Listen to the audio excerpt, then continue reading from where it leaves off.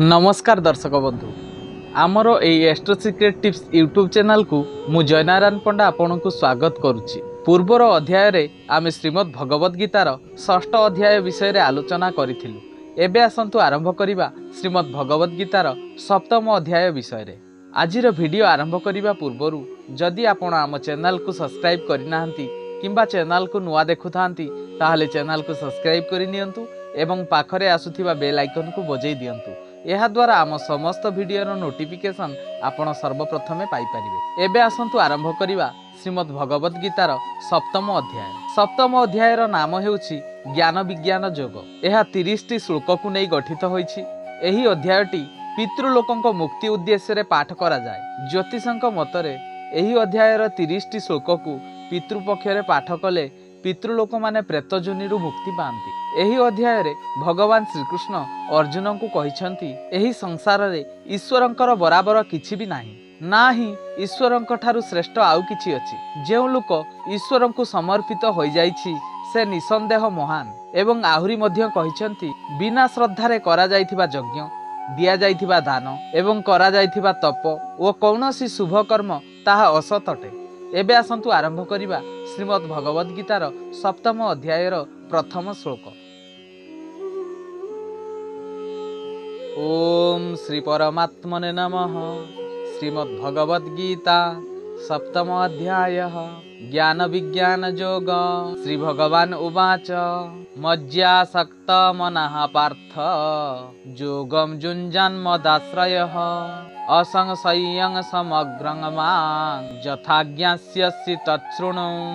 श्री भगवान कहउछंती हे पार्थ, अनन्य प्रेमरे मो ठारे आसक्त चित्त होई तथा अनन्य भावरे मोर परायण होई जुगारत हेले तुमे जेपरी सकल विभूति बल ऐश्वर्यादि गुणयुक्त ओ समस्तंकर आत्मरूप मते निसंशय भावे जानी पारिबो ताहा सुण। ज्ञानत्वेहं सविज्ञानम मिदं वक्ष्याम्य शेषतः यज्ञात्वा नेह भूयिन्य ज्ञातव्यमवशिष्यते। मु तुमको विज्ञान सहित एही तत्व ज्ञान संपूर्ण भावरे कहिदेबी। ताहा जानिले संसार रे आउ कौनसी भी योग्य वस्तु बाकी रही जाए नहीं। मनुष्याणां सहस्रेषु कश्चित् जतति सिद्धये जततामपि सिद्धानां कश्चिन्मां वेत्ति तत्त्वतः। सहस्र सहस्र मनुष्यंक मध्यरु क्वचित केही जणे मोर प्राप्ति पाई यत्न करिथांती एवं सही यत्न करुथिबा जोगी मानंक मध्यरु क्वचित केही जणे मोर परायण होई मते तत्वतः यथार्थ रूपरे जानन्ति। भूमिरापो नलो वायु खं मनो बुद्धिरेव च अहंकार इति यंमे भिन्ना प्रकृतिरष्टदा अपरियमितस्थान्यं प्रकृतिं विद्धि मे परा। जीवभूतं महाबाहो जयेदं धार्यते जगत्। भूमि जल अग्नि वायु आकाश मन बुद्धि व अहंकार एपरी 8 प्रकार रे विभक्त प्रकृति मोर ही प्रकृति। एही 8 प्रकार रे विभक्ति प्रकृति तो मोर अपरा अर्थात जड़ प्रकृति।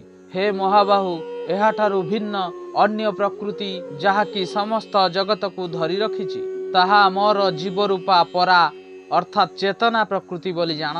एतद् जोनीनि भूतानि सर्वाणीत्युपधारय अहं कृष्णस्य जगतः प्रभवः प्रलयोस्तथा। हे अर्जुन, तुमे जान जे सकल भूत एही दुई प्रकृति हुई जात होइछन्ति एवं मु समग्र जगतर उत्पत्ति तथा प्रलयर हेतु अर्थात मु संपूर्ण जगतर मूल कारण।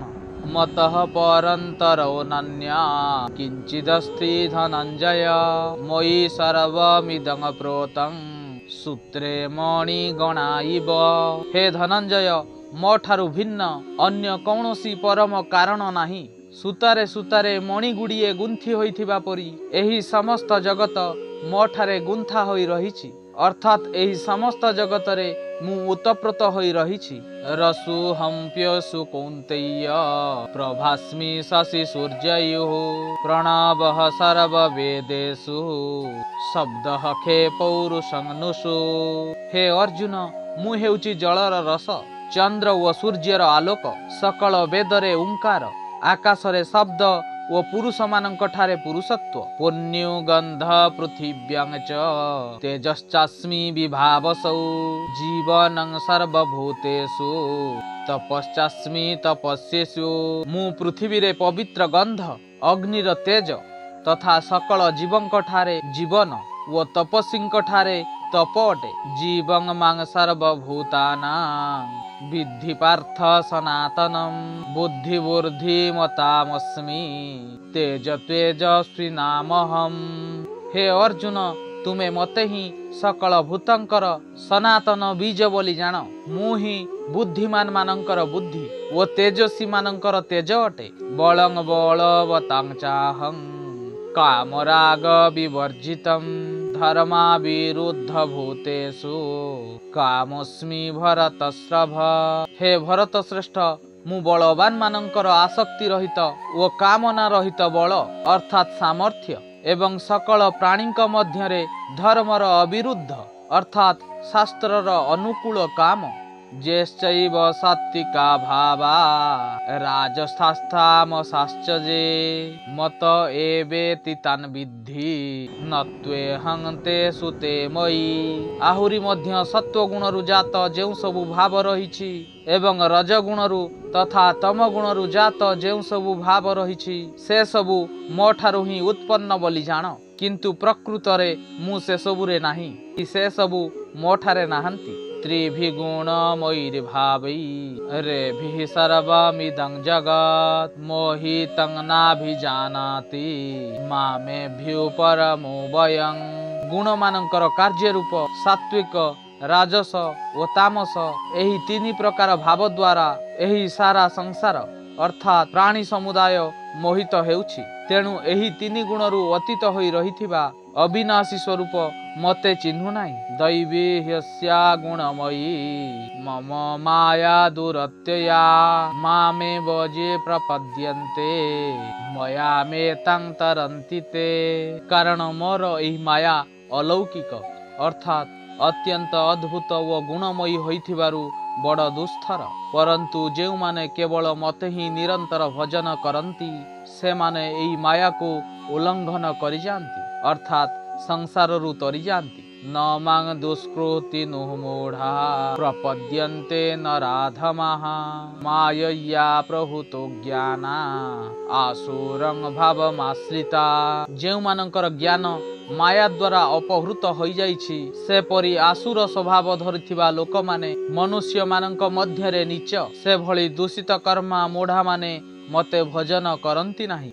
आजिर एपिसोड को आमे एठी शेष करूछु पुणी आउ एक नुआ एपिसोड रे आमे श्रीमद् भगवत गीतार सप्तम अध्यायर समस्त श्लोक ओ तार अनुवाद विषय रे जानिबु।